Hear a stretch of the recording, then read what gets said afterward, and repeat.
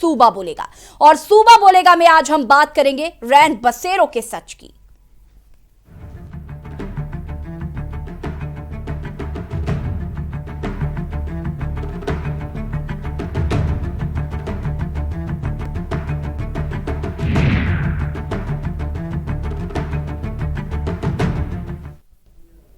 पहाड़ी इलाकों में हो रही लगातार बर्फबारी के चलते अब मैदानी इलाकों में भी ठंड का प्रकोप लगातार बढ़ रहा है। वहीं राज्य सरकारों ने सख्त निर्देश दिए हैं कि कोई भी ठंड के चलते परेशानी में ना आए और जिला प्रशासन को शीतलहर के चलते पूर्ण रूप से जिम्मा भी दिया जाता है ताकि गरीब, असहाय, झुग्गी झोपड़ियों व बाहरी यात्रीगण या जो व्यक्ति बेघर है उन्हें इस बढ़ती ठंड से बचाया जा सके। जिसकी सच्चाई जानने के लिए के न्यूज की टीम कई राज्यों की सड़कों पर उतरी और सरकारी दावों की हकीकत जानी। कल ही हमने उत्तर प्रदेश की स्थिति जानी, जहां की हकीकत देखने के बाद यह साफ तौर पर पता चलता है कि आधिकारिक स्तर पर काम तभी होते जब कोई नेता दौरे पर आता है। वही के न्यूज की टीम आज मध्य प्रदेश की हकीकत जानने पहुंची तो मध्य प्रदेश के रैन बसेरे अपनी अलग ही कहानी कह रहे थे। रैन बसेरों में उचित सुविधाओं का अभाव देखने को मिला, कहीं उचित बेड व्यवस्था नहीं है तो कहीं लोगों से रैन बसेरों में रुकने के लिए वसूली की जा रही, जिसकी वजह से गरीब तबके के लोग खुले आसमान के नीचे सोने को मजबूर हैं। वहीं अलाव की भी सुविधा बस सरकारी दस्तावेजों तक सिमटती ही दिखाई दी, जिसे देखकर सवाल यही उठता है कि क्या सरकारी दावों के अनुरूप काम कभी हो पाएंगे? क्या सिर्फ मंत्रियों के आगमन पर ही व्यवस्थाएं दुरुस्त की जाएगी? और आखिर कब तक आम जनता सरकारी तंत्र की लचर व्यवस्थाओं का शिकार होती रहेगी? मध्य प्रदेश में इस बार हर वर्ष की अपेक्षा कड़ाके की ठंड पड़ रही है। ठंडी हवाओं में लोगों का जनजीवन अस्त व्यस्त हो गया है। ऐसे में सबसे ज्यादा ठंड का असर उन लोगों पर पड़ता है जो दूर दराज के शहरों में काम की तलाश में आते हैं और फुटपाथ पर रुकने को मजबूर हैं। हालांकि हम बात करें तो अब सरकार ने अब लोगों के लिए रैन बसेरे खोल रखे हैं, लेकिन अगर रैन बसेरों की पड़ताल की जाए तो कई कमियां देखने में सामने आती हैं। और इसी को लेकर आज हमारे इंदौर ब्यूरो गणेश तिवारी अपनी के न्यूज टीम के साथ सरकार के दावों की सच्चाई देखने के लिए खुद जीरो ग्राउंड पर जाकर लोगों से जाना सरकार और रैन बसेरे में दी जाने वाली सुविधाओं की हकीकत।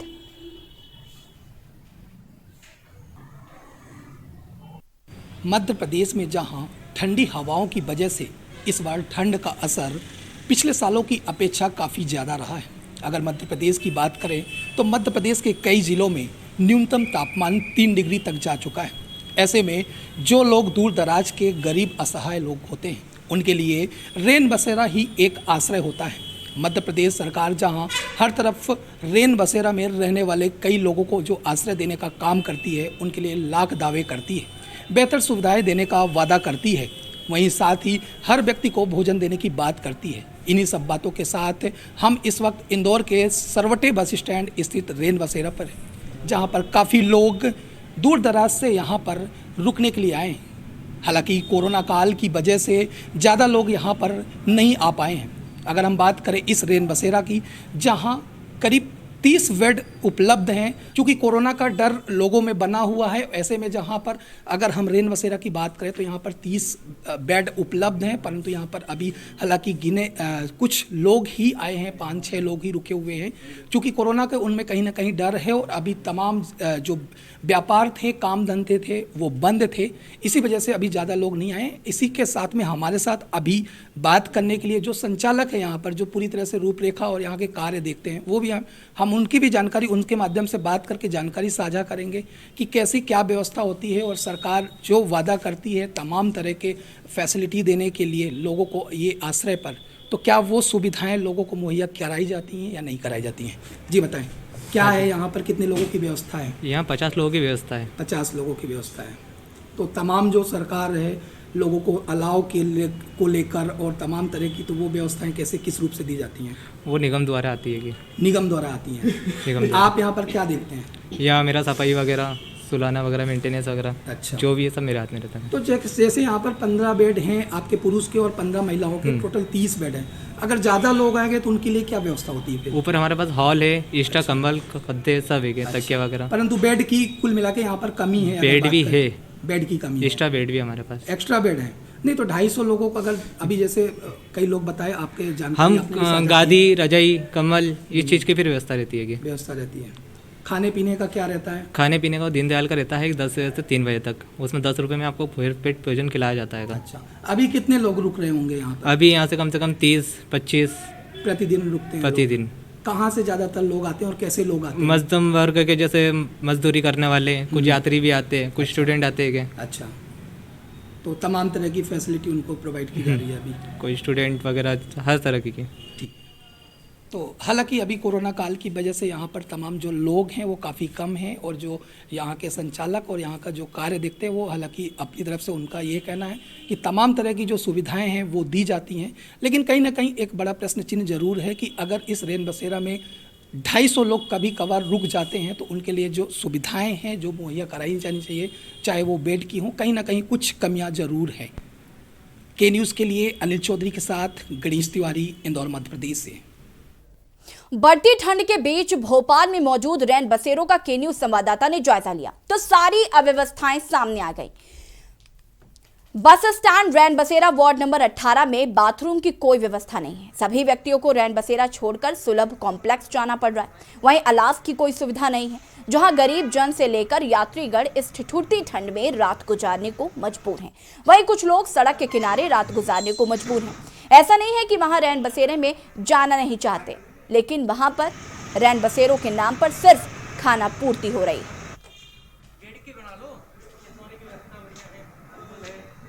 क्या नाम है आपका? गंगाराम। क्या व्यवस्था है ठंड को देखते हुए? हमारे पास ठंड को देखते हुए बेहतरीन व्यवस्था है। क्या है बताएं थोड़ा सा। हमारे पास दरी है, गद्दा है, कंबल है, चादर है, तकिए हैं। कितने लोगों की संख्या है आपके यहाँ पे? हमारे यहाँ अभी हम 16 पलंग हैं हमारे यहाँ। हाँ, जगह के हिसाब से हमने कम कर दिए। आग की क्या व्यवस्था है? ये क्या? अलाव जलाने की क्या व्यवस्था अलाव है? जल रही है बाहर, अलाव जल रही है। और क्या व्यवस्था है ठंड से बचने के लिए? ठंड को जो व्यवस्था होती है हमारे पास सब है। नगर निगम की तरफ से और क्या सुविधाएं दी हुई हैं? नगर निगम की तरफ से जो सुविधाएं हमारे पास सब है। पानी है, हाँ, यहाँ पे खाली लेटरिन बाथरूम नहीं है रैन बसेरे में, बस जो सड़क कॉम्प्लेक्स जाते हैं फ्री में। बात अगर अब जिला शिवपुरी की करें तो पोहरी बस स्टॉप पर स्थित रैन बसेरे में गरीब जन से लेकर यात्रीगण इस ठिठुरती ठंड में रात गुजारने को मजबूर हैं। वहीं कुछ लोग सड़क के किनारे रात गुजारने को मजबूर हैं। वहीं जब के न्यूज़ संवाददाता ने इसका कारण जानना चाहा तो पता चला कि लोगों में जागरूकता की कमी है, जिसकी वजह से लोग इस तरह ठंड में रात गुजारने को मजबूर हैं, जिनसे हमारे संवाददाता ने खास बातचीत की है। की गई। और आपको बता दें कि यहाँ पर जो आप देख सकते हैं कि अलाव की भी यहाँ पर व्यवस्था की गई है। जो यात्री यहाँ पर सर्दियों में आते हैं उनके तापने की एक प्रॉपर व्यवस्था की गई है। और आपको बता दें कि यहाँ पर जो कंडे जलाए जाते हैं वो ये लोग कहाँ से मंगाते हैं? आप इसको मशीन से मंगाते हैं? मशीन से मंगाते हैं, वहाँ बड़ौदी से बड़ौदी फैक्ट्री। लगभग कितने कंडे आप लोग मंगा लेते हैं? ये परसों आए थे 500 रुपये कुंटल आए थे। 1 कुंटल, लगभग 1 कुंटल के आसपास यहाँ पर कंडे मंगा लिए जाते हैं और यात्रियों की पूरी सुविधाओं का यहाँ पर ख्याल रखा जाता है। शिवपुरी के तात्या टोपे स्मारक पे खड़े हुए हैं और आपको बता दें कि जहाँ तक रैन बसेरे की बात करें तो अभी कई लोगों को ये जानकारी ही नहीं कि रैन बसेरा यहाँ पर उपलब्ध है उनकी मूलभूत सुविधाओं के लिए। तो यहाँ पर कुछ लोग अभी हमारे साथ मौजूद हैं और उनसे बात करते हैं कि आखिर रात इस कड़कती ठंड की रात में वो यहाँ पर क्यों ठुठर रहे हैं। बाबा क्या नाम है आपका? मेरा नाम वचनदास है जी। बाबा अब यहाँ पर रात में आप सभी लोग सोते हैं यहाँ पर? माई, हाँ जी। आपको पता है यहाँ पर रैन बसेरा भी है? नन्ना को आपको जानकारी नहीं है इस चीज की, रैन बसेरा की? किसी ने आपको बताया भी नहीं है? नहीं बताया भाई। आप पूरी रात यहीं ठंड में ठुठरते हैं। कहाँ से आए हैं आप लोग? कुतो से आए भाई। बैराड़ से आगे जा रहे हैं। बैराड़ से आगे जा रहे हैं, मतलब आप यात्री हैं, यहाँ से बाहर जा रहे हैं? यहाँ रहते हैं आप? अच्छा। और हम तो 1 महीना यहाँ पढ़े हैं भाई। 1 महीने से यहाँ पर पढ़े? यहाँ पर पढ़े भाई और हमको कोई वो नहीं है जी। कोई सुविधा आपको यहाँ? कोई नहीं, कोई व्यवस्था नहीं है जी। तो देखिए पूरी रात यहाँ पर इस कड़कती ठंड में ठुठरते ये बुजुर्ग बता रहे हैं कि उन्हें पता ही नहीं कि यहाँ रैन बसेरा जैसी कोई सुविधा उनके लिए उपलब्ध है और पूरी रात वो यहाँ तात्या टोपे स्मारक जो कहा जाता है यहाँ पर पूरी रात गुजारते हैं इस कड़कती ठंड में। तो आखिर ये क्या है, और आगे चलते हैं हम यहाँ के रैन बसेरे में और जानकारी लेते हैं कि और कितने लोग यहाँ पर इस कड़कती ठंड में रात गुजार रहे हैं। रतलाम जिले के आलोट में वर्तमान समय पर 22 तारीख रात्रि को न्यूनतम तापमान 14 डिग्री सेल्सियस रहा। इस न्यूनतम तापमान में गरीब लोग Alot railway station main road Kargil चौराहे पर रोड के नजदीक खुले में सोते हुए दिखाई दिए। वहीं जब के न्यूज की टीम ने जिले के रैन बसेरों की सच्चाई जानने के लिए मुआयना किया तो प्रशासनिक स्तर पर की जा रही लापरवाही साफ तौर पर दिखाई दी। नगर परिषद व एसडीएम राजेश शुक्ला की सर्चिंग टीम के बाद भी इस तरीके से रोड के नजदीक रात में गरीब लोग सो रहे। वहीं अलोटा रैन बसेरा भी इस वक्त कमाई का जरिया बनकर सामने आ रहा है। आमजन से रैन बसेरों में रुकने के लिए रकम ऐंठी जा रही।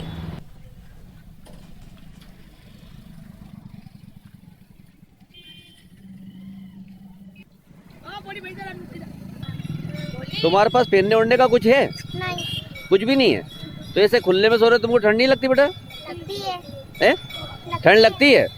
तो कितना ये बिस्तर क्या है, सब इतना सी बिस्तर है आपके पास? तो आपसे कोई पूछने आया था रात भर के भाई तुम इससे खुले में सो रहे हो तो तुम्हारे पास ओढ़ने का नहीं है, ऐसे किसी ने पूछा? आपके पास मकान वकान नहीं क्या? नहीं, कुछ भी नहीं है। कितने समय से यहाँ रह रहे हो? साल भर हो गया। तो आप लोगों ने नगर पालिका कहीं जाके बात तो करी होगी? कुछ भी नहीं है, सुन भी नहीं करते हमारी। तो यहाँ साल भर से आप रह रहे हो? हाँ। तो ऐसे खुले में सोते हो? आप खुले में सोते। तो ये रात भर ये छोटे छोटे बच्चे को लेके आप सोए हो तो इनको ठंड नहीं लगी? क्या ठंड तो लगे, ओढ़ने के बिस्तर भी नहीं है। पिछले 3-4 दिन से टेम्परेचर यहाँ का कम है और नगर पालिका की हमारी टीम लगातार सर्चिंग करती है। यदि कोई व्यक्ति बाहर सोया पाया जाता है तो हम उसको, जो सरकारी बिल्डिंग है हमारे पास रैन बसेरा भी है, वहाँ शिफ्ट करने का प्रयास करते हैं। इसके अतिरिक्त हम अलाव की भी व्यवस्था कर रहे हैं, लेकिन रोड किनारे कोई व्यक्ति नहीं सोने दिया जाएगा। ठीक सर। शासन की तरफ से सर इनके ओढ़ने की कुछ ऐसी व्यवस्था की जाएगी? हाँ, रैन बसेरा हमारे पास व्यवस्था है। अलग अलग राज्यों के अलग अलग जिलों की अलग अलग तस्वीरें हमने आपको दिखाई। रैन बसेरों में किस तरीके से लूटपाट की जा रही है ये भी आपको दिखाया। अवैध पैसे वसूले जा रहे हैं वहां पर रुकने के लिए। वैसे ये फ्री सुविधाएं होती हैं, जो लोग ठंड में बाहर जिनके पास रहने के लिए घर नहीं होता है तो रैन बसेरों में वो लोग रह सकते हैं, लेकिन वहां पर भी उनसे पैसे ऐंठे जा रहे हैं। दूसरी तस्वीर जहां पर लोगों को जानकारी का अभाव है, पता ही नहीं है कि रैन बसेरे भी हैं जहां पर वो जाकर रह सकते हैं और ठंड से बच सकते हैं। और कहीं कहीं पर असुविधाएं इतनी हैं, अनियमितताएं पाई गई हैं, गंदगी का अंबार लगा हुआ है, रैन बसेरे हैं या कूड़ा घर, ये पता लगा पाना मुश्किल है। और इसी पर हमारे साथ चर्चा करने के लिए खास मेहमान जुड़े हुए हैं। संतोष चौहान जी संवाददाता भोपाल से जुड़े हुए हैं, गणेश तिवारी संवाददाता इंदौर से हमारे साथ जुड़े हुए हैं, और जयसिंह चौहान जो कि सामाजिक कार्यकर्ता हैं वो भी जुड़े हुए हैं। आप सभी का बहुत बहुत स्वागत है।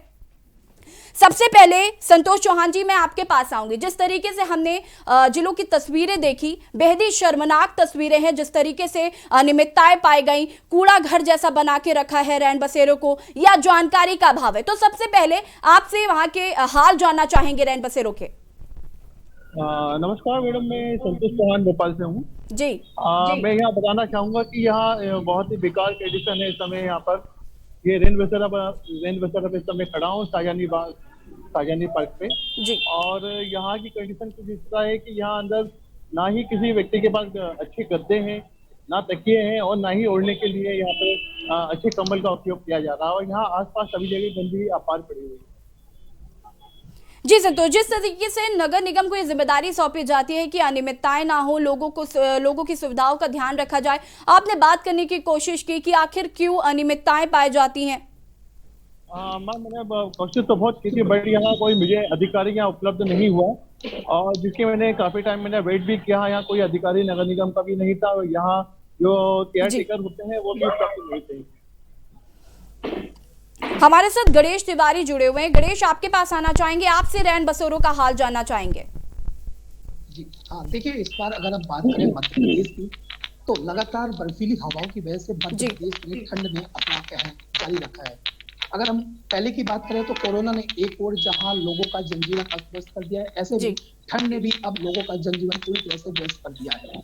अगर हम बात करें रैन बसेरा का, सरकार लगातार दावा कर रही है कि मध्य प्रदेश के हर जिलों में रैन बसेरा है। जो गरीब असहाय लोग दूर दराज से अपने काम की तलाश के लिए आते हैं, उन्हें रैन बसेरा में निःशुल्क रुकने की व्यवस्था है और खाने पीने की व्यवस्था है। ऐसी तमाम व्यवस्थाएं की जो सरकार अपना महिमा मंडन करती है। लेकिन अगर हम जमीनी हकीकत की बात करें तो कहीं ना कहीं निश्चित तौर पर इन रेल बसेरों में कुछ न कुछ कमियां जरूर अभाव होती हैं। अगर ज्यादातर हमने जैसे अभी फील्ड पर जाना भी और हमने कई चीज यहाँ पर कल भी हम न्यूज की टीम लगातार इस चीज पर रेल बसेरा पर हड़ताल पर थी, तो यहाँ पर भी पाया गया कि जो बेड के अभाव है लगातार, अगर जितने भी रेल बसेरा वहाँ पर कहीं 15 बेड हैं या फिर 20 बेड हैं, तो निश्चित तौर पर इतनी पॉपुलेशन में इंदौर महानगर है, एक तरह से 30 लाख की जनसंख्या है और काफी लोग यहाँ पर काम की तलाश में आते हैं, फुटपाथ पर सोने को लोग मजबूर होते हैं। तो निश्चित तौर पर कहीं ना कहीं 15 और 20 बेड इस तरह से बेड की पूरी तरह से कमी है, जो कि सरकार की कहीं ना कहीं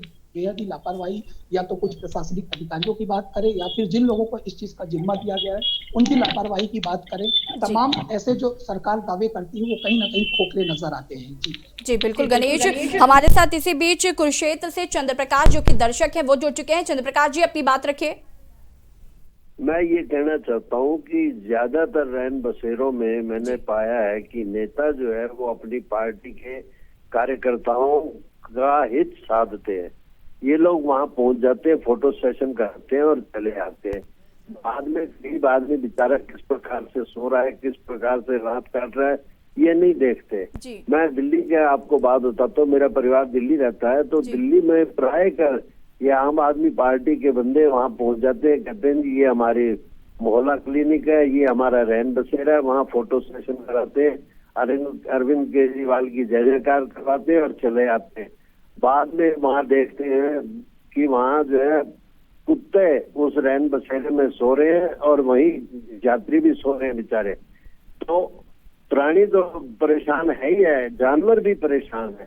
ये ऐसी नेतागिरी हमारे देश में चल रही है मैडम, ये बड़े दुख का विषय है। जी चंद्रप्रकाश जी, कॉल करने के लिए बहुत बहुत धन्यवाद। हमारे साथ उमेश जैन मेरठ से जुड़ चुके हैं। उमेश जैन जी अपनी बात रखिए। नमस्ते मैडम। जी नमस्कार। मैं ये कहना चाह रहा था कि जो हमारे प्रदेश में जो रैन बसेरा हैं उन पर कोई ध्यान नहीं दिया जाता है। जी हाँ, मैं ये कहना चाह रहा था कि हमारे प्रदेश में जो रैन बसेरे हैं उन पर सरकार ध्यान नहीं देती है।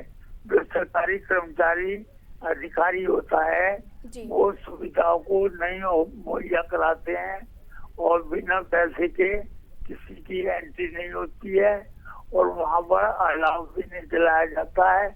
गरीब आदमी बेचारा मर जा रहा है, उसकी कोई सुनने वाला नहीं है, बिना पैसे के कोई काम नहीं हो रहा। मैं ये देख रहा है इस शासन में भी बहुत परेशानी है। जी उमेश जी, कॉल करने के लिए बहुत बहुत धन्यवाद। तो लगातार आपको अलग अलग जिलों की हमने तस्वीर दिखाई जहां पर रैन बसेरों की हालत बहुत ज़्यादा खराब है और जब कोई मंत्री विजिट करने के लिए रैन बसेरों में पहुंचता है तो उनकी तस्वीरें अचानक से बदल जाती हैं। लेकिन अगर ग्राउंड जीरो की बात करें तो रैन बसेरों की हालत वाकई बहुत खराब है। और हमारे साथ जय सिंह चौहान जी जो कि सामाजिक कार्यकर्ता है वो जुड़े हुए हैं। जय सिंह चौहान जी, आपसे पूछना चाहेंगे, आपको तमाम तरीके की तस्वीरें हमने दिखाई, अलग अलग जिले की तस्वीरें दिखाई, इनके बारे में आपको क्या कहना है? सबसे पहले तो आपकी प्रतिक्रिया।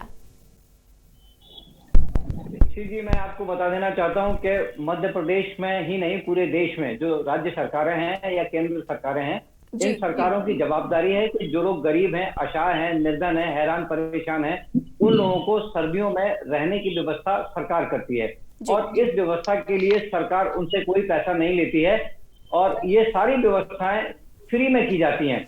इन्हें रैन बसेरा का नाम दिया जाता है और इनकी व्यवस्थाओं का जो जुम्मा है वो स्थानीय नगर पालिकाओं, नगर निगम को दिया जाता है और इन नगर निगम, नगर पालिकाओं में जो प्रशासनिक अधिकारी हैं उनकी जवाबदारी रहती है।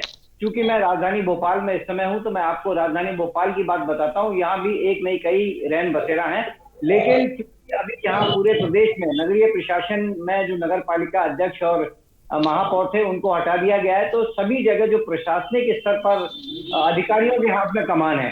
ऐसी स्थिति में एक अधिकारी के पास 3-3, 4-4 काम होते हैं तो वो ऐसे काम को प्राथमिकता देते हैं जिस काम में अधिकारी को पैसा मिलता है या जिससे उसका नाम होता है।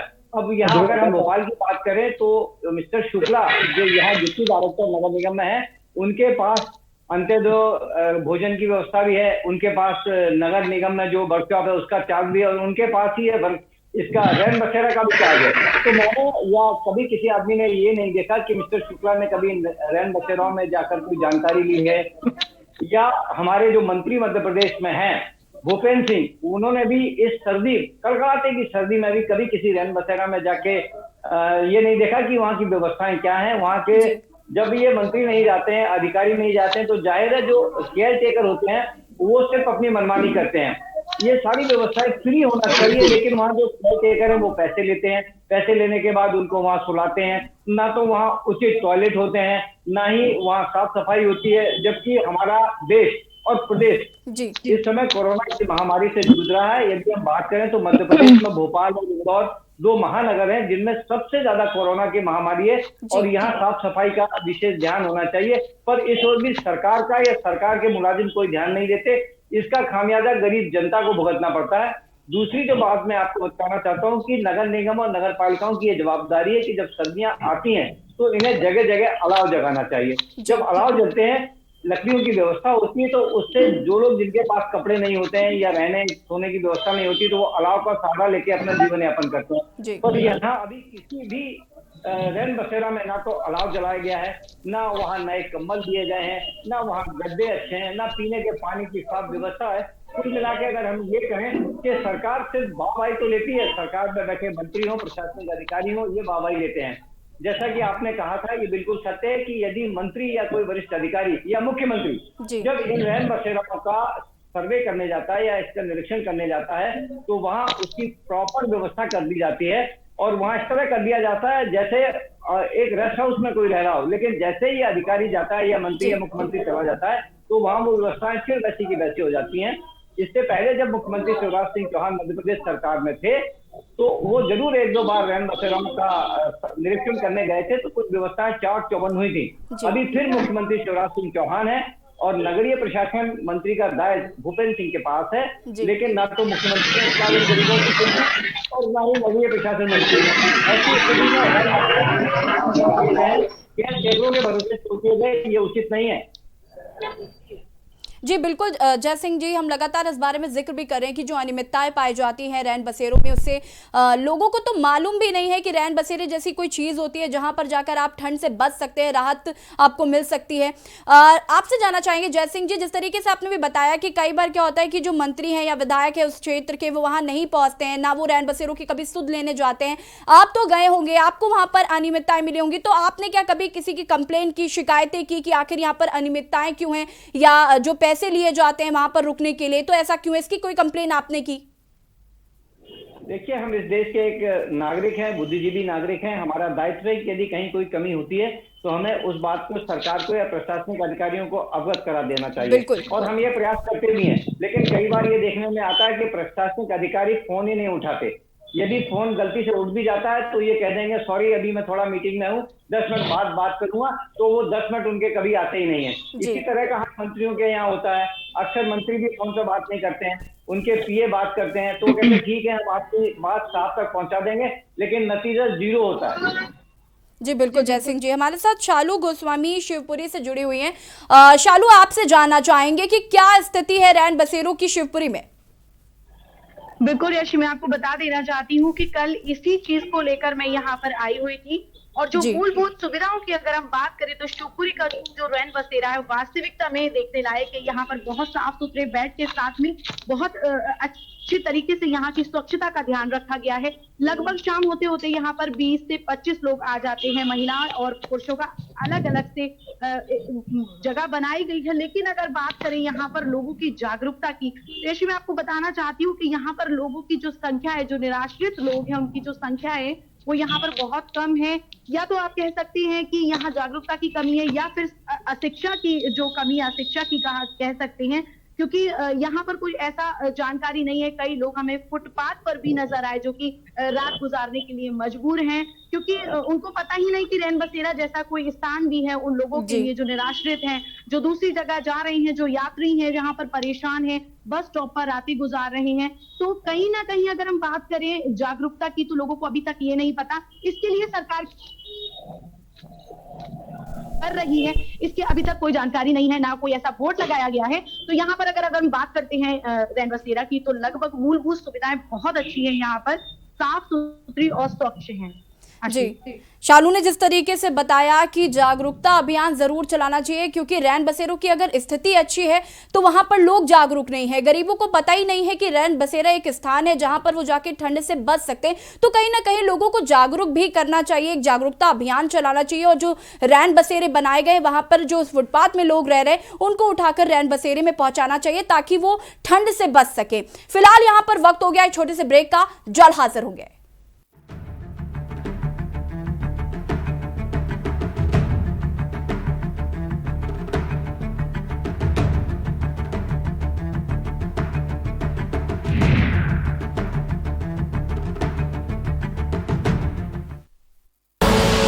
आप देख रहे हैं के न्यूज, खबरों का सारथी।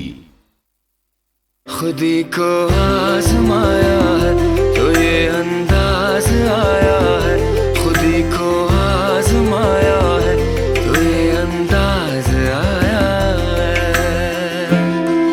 तुम में भी मैं हूं, शुद्ध प्लस पान मसाला। फिट रहना है तो फिटनेस हेल्थ ऑयल ले आओ। You are correct. हाँ, करेक्ट होता है बाबली। सही बोले हैं, तो ले आइए fitness health oil. GGS Education Group launches 20% discount on academic fee of courses MBA, BBA, BCA, BFSI and GM, D Pharma, B Pharma. Offers best infrastructure, best transport facility, best academic service and best placement service. Register today to avail 20% discount. Call 9971 496 497 or visit the campus Kanpur Lucknow Highway near Unnao. GGS Education Group. आप देख रहे हैं के news, खबरों का सारथी।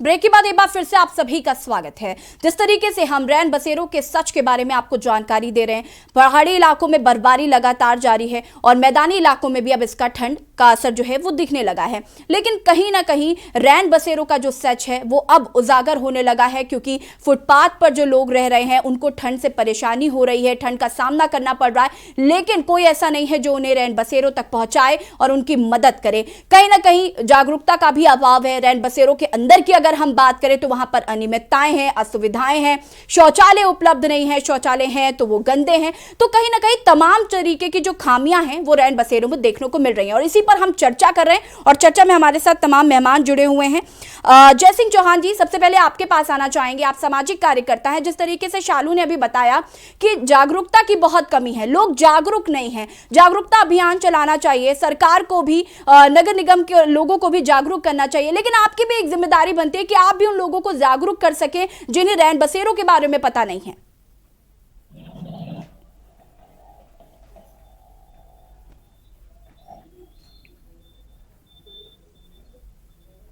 जय सिंह जी, आपको आवाज आ रही है हमारी? हाँ, ये सारी ऐसी जी। जय सिंह जी, हम बात कर रहे थे जिस तरीके से शालू ने बताया कि शिवपुरी में रैन बसेरों की हालत ठीक है, लेकिन जो लोग हैं वो जागरूक नहीं हैं। सरकार को जागरूकता अभियान चलाना चाहिए ताकि रैन बसेरों के बारे में लोगों को जानकारी हो सके। नगर निगम को भी अवगत कराना चाहिए, जागरूक करना चाहिए लोगों को, या उन्हें कहीं नजर आए तो उन्हें रैन बसेरों का रास्ता बताना चाहिए, पता बताना चाहिए। आप सामाजिक कर्ता है, आपकी भी जिम्मेदारी बनती है कि आप उन लोगों को अवगत कराएं रैन बसेरों के बारे में। यसी जी, आपने बिल्कुल ठीक कहा। सालू जी ने जो ये बात कही है, ये अकेली शिवपुरी की बात नहीं है, ये पूरे मध्य प्रदेश के 52 जिलों की बात है। अगर हम बात करें हमारी राजधानी की या इंदौर की, ग्वालियर की, जबलपुर की, सागर की, रीवा की, कहीं की भी बात करें, ये सभी संभाग हैं।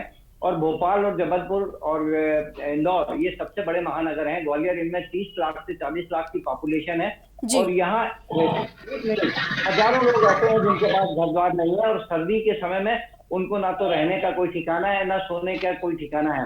सरकारों ने जो रैन बसेरा बनाए हैं, जाहिर है कि ये रेलवे स्टेशन या बस स्टैंड के आसपास बनाए जाते हैं, लेकिन ये रैन बसेरा कहाँ बने हैं, वहाँ कैसे पहुंचा जाएगा, इस बात की जानकारी आम आदमी के पास नहीं है, क्योंकि ये जो गरीब तबका है ये पढ़ा लिखा नहीं होता, इसके पास जब खाने और पहनने और रहने की जगह नहीं तो शिक्षा का अभाव तो नेचुरली इनके पास होगा ही।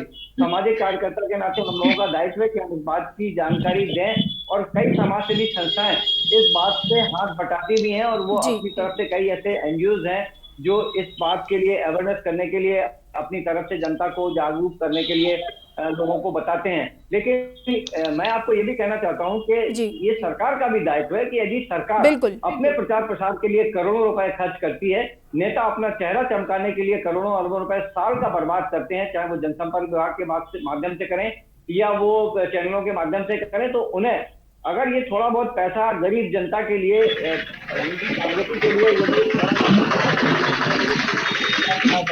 रिश्ते से प्रचार प्रसार करवाएं कि जो लोग गरीब लोग हैं, जिनको रहने या खाने की व्यवस्था नहीं है, जिनके सोने की कोई व्यवस्था नहीं है, सरकार ने या नगर पालिका ने या नगर निगम ने उनको रहने और खाने की अमुक जगह व्यवस्था की है, ऐसे लोग वहां जाएं। अच्छी जी, देखिए मैं आपको बिल्कुल सच्चाई बता रहा हूँ कि आप किसी भी शहर के किसी भी बाजार में चले जाइए, उस बाजार का जो फुटपाथ है, उस फुटपाथ पे आपको रात में 10-20 से लेके 50-100 लोग सोते मिलेंगे। फिर चाहे वो कहीं का मार्केट, बस स्टैंड के पास का इलाका हो, रेलवे स्टेशन का पास का इलाका हो, जबकि यहीं रैन बसेरा भी बनाए जाते हैं। लेकिन इसके बावजूद भी लोग, क्योंकि उनको जानकारी नहीं है कि रैन बसेरा है कहाँ, ना तो वहां कहीं बोर्ड लगाए गए हैं, ना उनको कोई गाइडलाइन देने वाला है, ना उनको कोई बताने वाला है। इसके अभाव में मजबूरन इन लोगों को ठंड में अपनी रात गुजारना पड़ती है। उनके पास जो भी सहारा होता है, एक चद्दर हो या उनको पहनने का जो कपड़ा हो, बहुत सारे लोग तो हमने ऐसे भी देखे हैं जिनके पास कुछ भी नहीं होता, वो ठिठुरते हुए अपनी रात गुजारते हैं। जी जयसिंह जी, आप बिल्कुल सही बात कर रहे हैं, लेकिन समस्या तो यही है कि आखिर ये इनिशिएटिव ले कौन? लोगों को सब देखते हैं सड़कों पर पड़े हुए, ठंड में ठिठुरते हुए, लेकिन कोई इतनी जहमत नहीं उठाता है कि वो जाए और उनको रैन बसेरों तक शिफ्ट करे या रैन बसेरों के बारे में बताए, अलाव की व्यवस्था करवाए। कोई इनिशिएटिव लेना ही नहीं चाहता, यही तो समस्या है।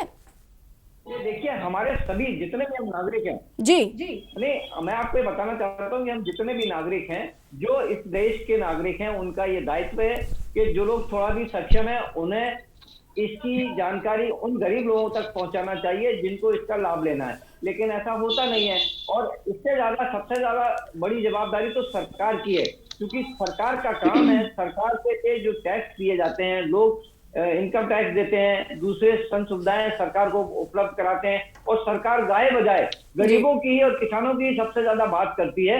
क्योंकि इस समय कोरोना काल चल रहा है, और कोरोना काल में सारी दुनिया में देखिए अभी दोबारा कोरोना का एक नया वायरस आ गया है, और उस वायरस से कई देशों में लॉकडाउन लग गया है। हो सकता है ऐसी स्थिति में हमारे देश में या प्रदेश में भी लॉकडाउन लगाने की स्थिति बने, क्योंकि कहते हैं कि सर्दी में कोरोना का प्रभाव ज्यादा हो सकता है। तो कोरोना में सर्दी से बचाने के लिए हमको ये प्रयास करना चाहिए, ताकि लोगों को जागरूकता है, लोगों को हम बताएं और लोग अपना व्यवस्था कर सके, जहाँ वो सुरक्षित से सो सकें, खाना खा सकें, रह सकें, और इसके बदले में उनको कोई पैसा सरकार को नहीं देना पड़े। सरकार बिल्कुल ये सारी व्यवस्थाएं फ्री करती है, लेकिन फिर भी जो लोग हैं, जो केयर टेकर हैं या जो लोग इसको देखते हैं, वो गरीब लोगों से भी पैसा वसूलते हैं, भले वो 25 रुपए। जी बिल्कुल जयसिंह जी, जी बिल्कुल, रैन बसेरों में उचित सुविधाओं का अभाव है, अनियमितताएं पाई जा रही हैं, असुविधाएं हो रही, लोगों को शौचालय नहीं है, तमाम तरीके की समस्याएं हैं। और यदि रैन बसेरों की स्थिति अच्छी है तो लोग जागरूक नहीं हैं, लोग ठंड में ठिठुर रहे हैं, और कोई ये इनिशिएटिव नहीं लेना चाहता है कि वो जाके उन गरीब लोगों को या जो बेघर हैं उन्हें रैन बसेरे का पता बताए या उन्हें रैन बसेरे तक ले जाए। तो कहीं ना कहीं एक आम नागरिक की भी जिम्मेदारी बनती है कि अगर आपको कहीं भी ऐसे लोग मिलते हैं जो ठंड में ठिठुर रहे हैं तो उन्हें रैन बसेरों तक पहुंचाएं और उनकी समस्या का समाधान करें, ताकि वो ठंड से परेशान ना हो। हमारे साथ संतोष चौहान भोपाल से जुड़े हुए।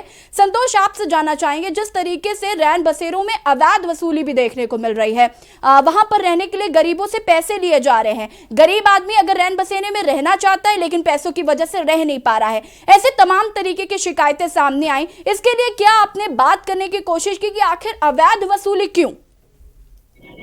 जैसा कि मैं बताना चाहूंगा कि मैं अभी साजानी पार्टी के रैन बसेरा के सामने खड़ा हूँ, और रात में भी मैं इस समय यहाँ पहुंचा था। यहाँ कोई भी व्यवस्था दिखाई नहीं दे रही, क्योंकि यहाँ दिखना चाहिए ठंड के मौसम में। और फिलहाल मैंने अधिकारी से संपर्क करने की कोशिश की, उनका कहना है कि हमारे पास अभी समय नहीं है, हम लोग अभी बिजी हैं, ऐसा उनका कहना अभी समझ में आ रहा है।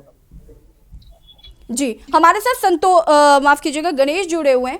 गणेश, आपसे जानना चाहेंगे कि क्या कुछ अभी तक रैन बसेरों में जिस तरीके से अवैध वसूली होती है, तमाम तरीके की ऐसी शिकायतें सामने आती है जिसमें गरीब लोगों से पैसे लिए जाते हैं रैन बसेरों में रहने के लिए, तमाम तरीके की ऐसी शिकायतें अभी तक सामने भी आ चुकी हैं, तो क्या आपने बात करने की कोशिश की अधिकारियों से कि आखिर क्यों अवैध वसूली हो रही, क्यों गरीबों को रैन बसेरों के नाम पर ठगा जा रहा है? देखिए, मैं सबसे पहले आपको बता दूं, जब ऐसी कभी भी घटनाएं सुनने को आती हैं, सामने आती है, जहां पर लगातार अवैध वसूली हो या फिर किसी तरह के प्रताड़ित करने का आरोप हो, या जो आश्रय के लिए लोग आते हैं उनके साथ कोई भी ऐसी घटनाएं होती हैं, जब प्रशासन से इसकी बात की जाती है तो प्रशासन अक्सर यही जवाब देता है कि जो भी हम इसके खिलाफ ठोस कार्रवाई करेंगे, लेकिन ऐसी कोई कार्रवाई सामने नहीं आती है और इसी की वजह है कि बार बार ऐसी घटनाएं आती हैं। प्रशासन को कुल मिलाकर अगर ऐसी छोटी छोटी घटनाएं सामने आती हैं तो प्रशासन को कदम उठाते हुए इन पर सख्त कार्रवाई करना चाहिए, तभी जाकर ऐसी घटनाओं पर रोक लग सकेगी। जी बिल्कुल, हमारे साथ शालू जुड़ी हुई है। शालू, आपसे जानना चाहेंगे, अवैध वसूली की तमाम खबरें सामने आती हैं जहां पर गरीब लोगों से पैसे लिए जाते हैं। अगर रैन बसेरे में कोई गरीब व्यक्ति रहना भी चाहता है लेकिन वो पैसों की वजह से नहीं रह पाता है और ठंड का शिकार होता है, तो इसको लेकर क्या अधिकारियों से बातचीत की आपने, उनका क्या कुछ कहना है?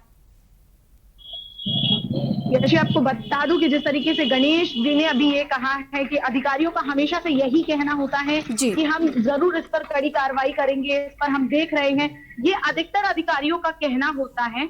और चूंकि इस जगह पर हम कुछ कर भी नहीं सकते, ये काम अधिकारियों के लिए, हम कोशिश सिर्फ इतनी कर सकते हैं कि लगातार उनकी शिकायतें करते रहें और कोशिश करें कि जो अवैध वसूली जैसा जो घटिया कृत्य यहाँ पर गरीबों के साथ में किया जाता है वो कम हो। लेकिन कोशिश हमारी रहती है, अगर अधिकारी ये नहीं चाहता और यही अधिकारी की तरफ से बात आती है कि हम कड़ी कार्रवाई करेंगे, तो ज्यादातर अधिकारियों के साथ में देखने को यही मिलता है, लेकिन फिर भी हमारी कोशिश जारी रहती है।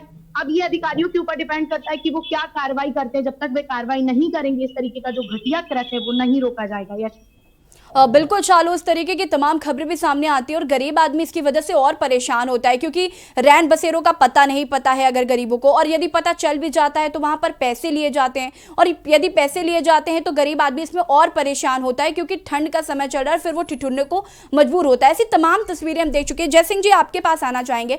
आपने सुना कि तमाम हर जगह की यही हालत है कि पैसे लिए जाते हैं। कुछ रैन बसेरे वाकई बहुत अच्छे हैं, काबिले तारीफ है, लेकिन कुछ रैन बसेरों की अगर हम बात करें तो वहां पर अवैध वसूली भी की जाती है और गरीब ठंड में ठिठुरने के लिए मजबूर हो जाते हैं क्योंकि उनके पास पैसे नहीं। ये बात बिल्कुल सही है कि बहुत सारे रैन बसेरा जो मध्य प्रदेश के हर जिले मुख्यालय पे बने हुए हैं, तहसील मुख्यालयों पे बने हुए हैं, यदि इनकी देखभाल प्रॉपर की जाए, जिन अधिकारियों को भी जवाबदारी दी गई है इन रैन बसेरों की देख रेख करने की, यदि वो अधिकारी ही समय समय पर इसका निरीक्षण करते रहें तो मेरा ऐसा मानना है कि वहाँ जो व्यवस्थाएं हैं उनमें सुधार होगा। लेकिन ये अधिकारी जाते ही नहीं। मैंने आपको पहले भी बताया कि अधिकारी सिर्फ उसी काम में इंटरेस्ट लेते हैं जिस काम में या तो उन्हें पैसा मिलता है या उनका नाम होता है, या उस काम को करने के बाद प्रशासनिक स्तर पर मंत्रियों से या मुख्यमंत्री के या उनके पीएस के या चीफ सेक्रेटरी के सामने उनकी वाहवाही हो। ये ऐसे कामों में अधिकारी इंटरेस्ट लेते हैं और बिल्कुल यही स्थिति हमारे भोपाल में भी है। भोपाल के जो रैन बसेरा है, यदि इन रैन बसेराओं को सर्दी आने से पहले ये अधिकारी एक बार निरीक्षण कर लेते और वहां के जो केयर टेकर हैं उनसे ये पूरी जानकारी ले ले तो शायद ऐसा नहीं होता। लेकिन जो अधिकारी मिस्टर शुक्ला हैं, जिनके पास इस बात का प्रभार है, उनके पास वर्कशॉप का भी प्रभार है। तो वर्कशॉप एक कमाई का एक अड्डा है। मैं अगर ये कहूँ तो कोई अतिशयोक्ति नहीं होगी। तो उनको वहां ज्यादा ध्यान है जहाँ 3000 4000 आदमी उनके अंडर में है, 2-3 हजार गाड़ियां हैं जिनका मेंटेनेंस वो लोग करते हैं, मिलता है, तो वो उसको ज्यादा ध्यान देते हैं, ना कि गरीबों को देते हैं। रैन बसेरे में जो अवैध कमाई है या अवैध वसूली है, उसका कारण ही सिर्फ ये है कि ना तो वहाँ नेता जाते हैं ना वहाँ अधिकारी जाते हैं। यदि नेता और अधिकारी महीने में सिर्फ एक चक्कर लगा के आ जाएं तो हमारा ये मानना है कि वहाँ इस तरह की अनियमितताएं होना बंद हो जाएंगी, साफ सफाई होने लगेगी, नए कपल आ जाएंगे, गद्दे आ जाएंगे। ऐसा नहीं कि सरकार बजट नहीं देती, सरकार बजट भी देती है, सरकार इसकी व्यवस्था करती है, लेकिन जो प्रशासनिक अधिकारी है जिनके हाथ में ये जवाबदारी है वो इसको अनदेखी करते हैं और वो अपने अपने कामों में व्यस्त रहते हैं, इसलिए ये सारी परेशानियां आती हैं। तो जो केयर टेकर हैं वो फिर वहां अवैध वसूली करने लगते हैं, या अच्छा सामान होगा उसका उपयोग वो करेंगे, गरीब लोगों को कोई अगर ठहरने आएगा तो उसको ये कह के भगा देंगे कि नहीं जगह नहीं है, जगह पूरी हो गई है, तुम जाओ, यहाँ खाना खत्म हो गया है, इस तरह की बातें करके वो गरीब आदमियों को भगा देते हैं। तो जब तक सुधार नहीं हो सकता, मेरा ऐसा व्यक्तिगत मानना है कि जब तक अधिकारी उस पर ध्यान न दें और संबंधित नेता उस इलाके में न जाए, उन रैन बसेरों का अवलोकन ना करें, उनका निरीक्षण ना करें, तब तक ये गरीब जनता, निस्सहाय जनता जिसको इस सहारे की आवश्यकता है, वो इस सहारे से वंचित रहेंगे। बिल्कुल सही कह रहे हैं आप जय सिंह जी। जिस तरीके से सरकार बजट भी देती है लेकिन अधिकारी बंदरबाट करते हैं, जिसका खामियाजा गरीब आदमी को भुगतना पड़ता है। हमारे साथ संतोष चौहान जी जुड़े हुए हैं। संतोष, आपसे जानना चाहेंगे, कोरोना काल चल रहा है, ऐसे में अनियमितताएं तो देखने को मिल ही रही हैं, लेकिन जो सैनिटाइजर, मास्क लगाना जो जितना जरूरी, क्या इन सब की भी व्यवस्था की गई है रैन बसेरों में? जी मैडम, मैं ये तो बताना चाहूँगा कि यहाँ रैन बसेरा में मास्क और सैनिटाइजर का उपयोग तो किया जा रहा है, बट यहाँ कोई अधिकारी या केयर टेकर यहाँ उपलब्ध नहीं है इस समय। जी, अधिकारी और केयर टेकर अगर यहाँ पर उपलब्ध नहीं है, क्या आपने उनसे बातचीत पहले कभी करने की कोशिश की है कि क्या इस तरीके की सुविधाएं अब उन्होंने अपने रैन बसेरों में की हैं लोगों के लिए? मैंने कोशिश की थी, बट क्या उनका ये कहना है कि हम लोग अभी बिजी हैं, हमारे पास समय नहीं है। जी, हमारे साथ शालू जुड़ी हुई है। शालू, जिस तरीके से आप ये बता रही थी कि रैन बसेरों की जो हालत है वो बहुत बेहतर है, तो क्या वहाँ पर कोरोना की भी जो चीज़ें हैं, लाइक मास्क हो गया, सैनिटाइजर हो गया, ये सारी चीज़ें भी मुहैया कराई गई हैं? जब कल यहाँ पर मैं आई तो यहाँ के केयर टेकर खुद मास्क लगाए हुए थे और सैनिटाइजर और मास्क की प्रॉपर यहाँ पर व्यवस्था की गई है। आपको बता दूं कि यहाँ पर आने वाले लोगों के लिए भी सैनिटाइजर और मास्क की प्रॉपर व्यवस्था है, क्योंकि कोरोना काल चल रहा है, इसमें हमारी सुरक्षा ही हमारा जीवन है, उसको देखते हुए यहाँ पर प्रॉपर व्यवस्था रखी गई है। आशीष जी, आपसे जानना चाहेंगे शालू, जिस तरीके से आपने बताया कि सैनिटाइजर और मास्क की भी व्यवस्था यहाँ पर की गई है, लेकिन आपने बताया था कि जागरूकता का बहुत अभाव है, जो गरीब लोग हैं वो ठंड में परेशान, तो क्या इसको लेकर कोई इनिशिएटिव उठाया गया किसी अधिकारी के द्वारा? यशी, ऐसा तो कुछ भी मुझे देखने को नहीं मिला, क्योंकि मैं यहाँ पर आई तो मुझे यहाँ पर कोई ऐसा बोर्ड नहीं मिला। बस स्टॉप पर और रेलवे स्टेशन पर अधिकतर निराश्रित भवन देखे जाते हैं, लेकिन जो अगर हम बात करें यहाँ की जागरूकता की, तो मुझे ऐसा कोई भी बोर्ड या कुछ नजर नहीं आया। रात के समय में अगर यहाँ पर लोगों की हम बात करें तो बड़ी मुश्किल यहाँ पर खोजने में होगी इस निराश्रित भवन को, और सरकार की तरफ से ऐसा कोई भी सामने नहीं आया। लेकिन मैं बिल्कुल इस बात को एग्री करती हूँ कि यहाँ के जो हमारे जिला कलेक्टर हैं, जो अक्षय कुमार महोदय, काफी अच्छी व्यवस्था उन्होंने यहाँ पर निराश्रित भवन में कर रखी है।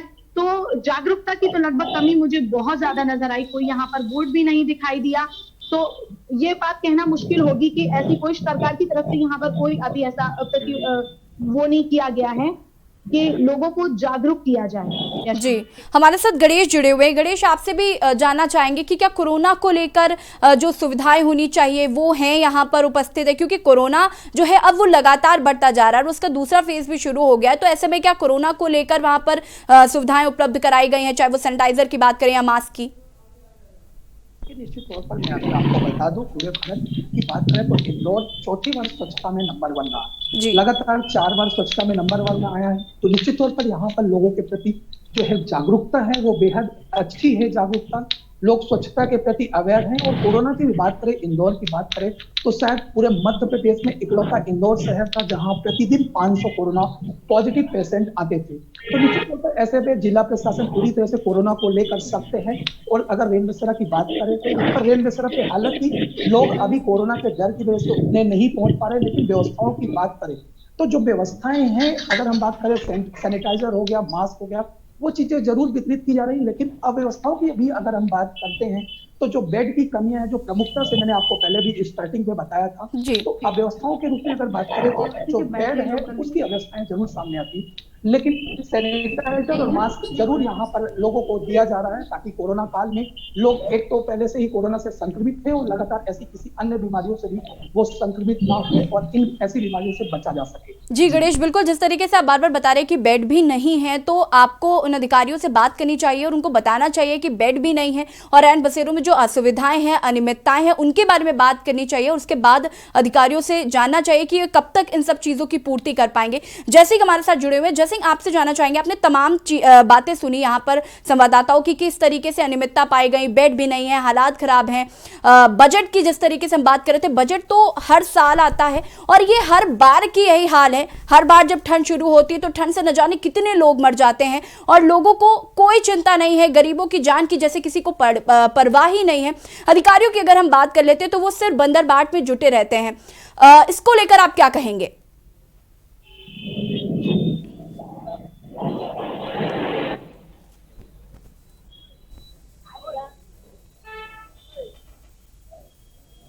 जयसिंह जी, आपको आवाज आ रही है हमारी?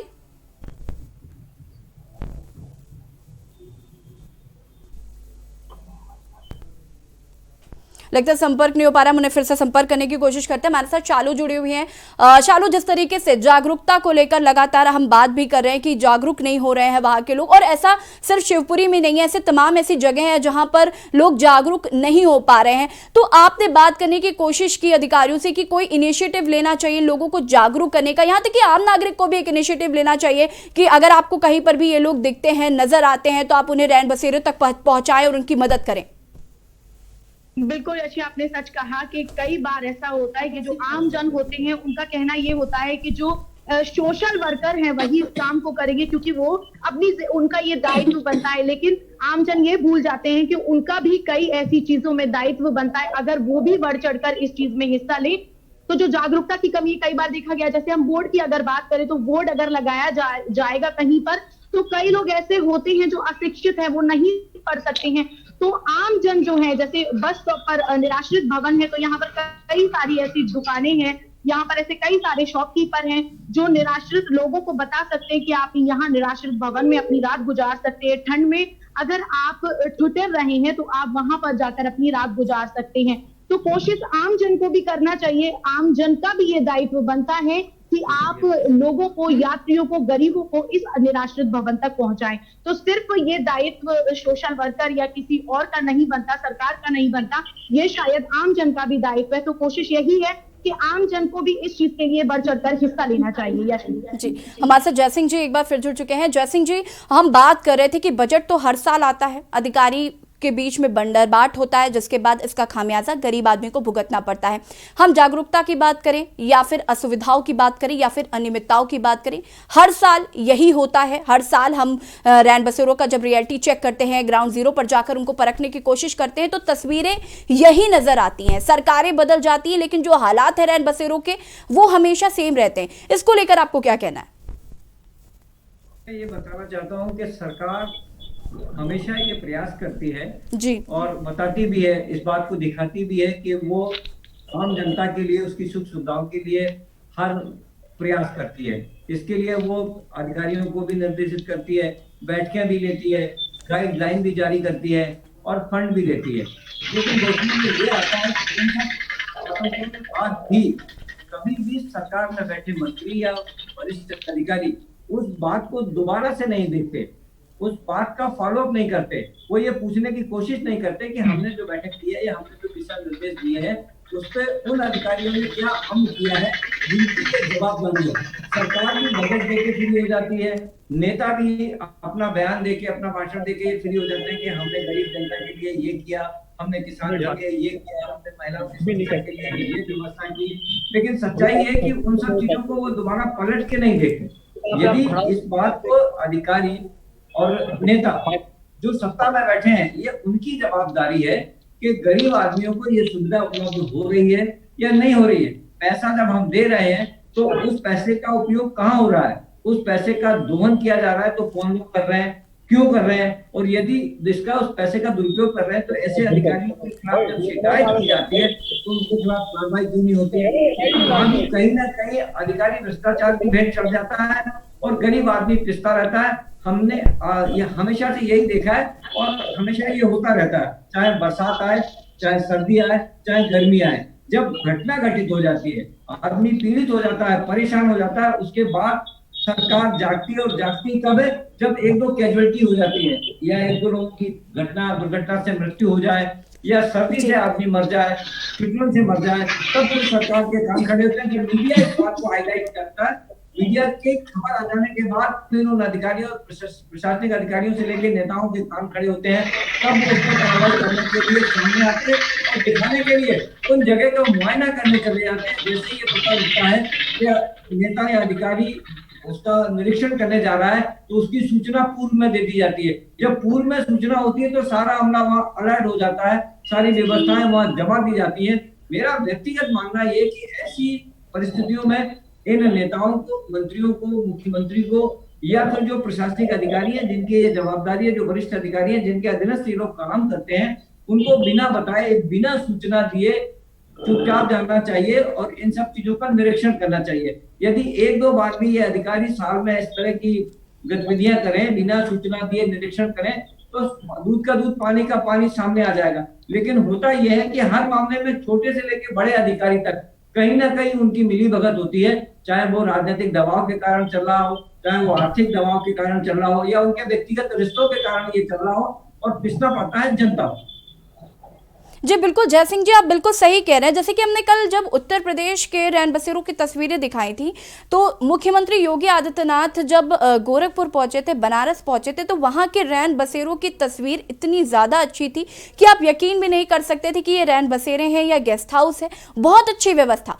लेकिन जब हमने ग्राउंड जीरो रियलिटी चेक किया और जगहों का, तो वहाँ की जो हालत थे वो बहुत बद से बदतर थे। वहाँ की जो हालत थी वो बहुत ज़्यादा खराब थी और गरीबों की कोई परवाह नहीं। तो क्या अधिकारी सिर्फ मंत्रियों का इंतजार करते हैं या मुख्यमंत्रियों का इंतजार करते हैं? यही सवाल है कि क्या वो इसलिए इंतजार करते हैं कि वो आएंगे तब हम रैन बसेरों की व्यवस्था को सही करेंगे, बाकी गरीब आदमी की कोई जान की कीमत नहीं है। बिल्कुल आप सही कह रही हैं, क्योंकि अधिकारी का एकमात्र उद्देश्य ये रहता है कि वो अपने मंत्री को, अपने मुख्यमंत्री को, अपने वरिष्ठ प्रशासनिक अधिकारी को खुश रखे। उसका कोई लगाव नहीं होता। मैं ये बात दावे के साथ कह सकता हूँ कि 5, 7 या 10% ऐसे अधिकारी होंगे जो जनता के लिए काम करते हैं या जनता की परेशानी का ध्यान रखते हैं। बाकी का 80-90% जो अधिकारी हैं, जो कर्मचारी हैं, वो सिर्फ अपनी सुविधाओं का ध्यान रखते हैं, अपने वरिष्ठ अधिकारियों की सुविधाओं का ध्यान रखते हैं और वो मंत्रियों और मुख्यमंत्रियों की सुविधाओं का ध्यान रखते हैं ताकि उनकी कुर्सी बची रहे। मलाई वाली जो उनको सीट मिली है उस सीट पे वो बरकरार रहें और इसी तरह से वो अपना काम करते रहे। यदि उनके खिलाफ कोई शिकायत करता है तो मंत्री और अधिकारी ये कह देते हैं कि हम कार्रवाई कर रहे हैं, बिल्कुल कार्रवाई करेंगे, आप चिंता मत करिए, तो उसको हटा दूंगा। लेकिन देखने में ये आता है कि वो कभी नहीं हटा रहता है और जनता का खून चूसता रहता है और आराम से अपने पैसे कमाता रहता है। और इसी पर हम बात कर रहे हैं, इसीलिए कह रहे हैं कि ये रैन बसेरों का सच है। जिस तरीके से हमने रैन बसेरों की तमाम तरीके की तस्वीरें भी दिखाई कि कहां पर अनियमितताएं हैं, असुविधाएं हैं, लोग जागरूक नहीं हैं, और इस तरीके से सरकार को भी एक इनिशिएटिव लेना चाहिए कि लोग जागरूक हो सकें और जान सके कि रैन बसेरे कहां कहां स्थित है और कहां जाकर ठंड से बचाव कर सकते हैं। गणेश हमारे साथ जुड़े हुए हैं। गणेश, आपके पास आना चाहेंगे। ये तो बात होगी रैन बसेरों की, अब बात कर लेते हैं अलाव की। क्या अलाव जगह जगह पर जलाने के लिए जो सरकार द्वारा आदेश भी दिए गए थे और नगरपालिका को जिम्मेदारी भी, स्थानीय नगरपालिका को जिम्मेदारी सौंपी गई है कि जगह जगह अलाव जलाने चाहिए, तो क्या अलाव जलाए जाते हैं? देखिए, सबसे पहले मैं बात करूं इंदौर की, तो इंदौर में जो रेल बसेरा है, हालांकि वहां पर जो अलाव है उसकी व्यवस्था की गई है, लेकिन अगर हम जगह जगह की बात करें तो ऐसी कहीं भी इंदौर में ऐसी व्यवस्थाएं देखने को नहीं मिलती हैं कि जो गरीब और आम नागरिक हैं उनके लिए अलाव की हर जगह व्यवस्था की जाए। लेकिन अगर हम रेल बसेरा की बात करें तो इंदौर में जरूर इस चीज को देखा गया है, हमारे कैमरे के सामने भी इस चीज को कैद किया गया है, जहां पर रेल बसेरा में अलाव की व्यवस्था जरूर की गई है। जी संतोष, आपसे जानना चाहेंगे, रैन बसेरों की बात हो गई, अनियमितताएं, सुविधाओं की बात हो गई, क्या अलाव जलाने में कोताही बरती जा रही नगर निगम द्वारा? क्या आपको अलाव नजर आते हैं जो जलाने चाहिए इस ठंड के मौसम में? जैसा कि मैं बताना चाहूंगा कि भोपाल शहर में जो शाहजहानी पार्क के पास में अभी मैं रेल बसेरे के पास खड़ा हूँ, यहाँ अलाव की व्यवस्था 7:30 बजे के बाद की जा रही है, अभी फिलहाल नहीं की जाती है।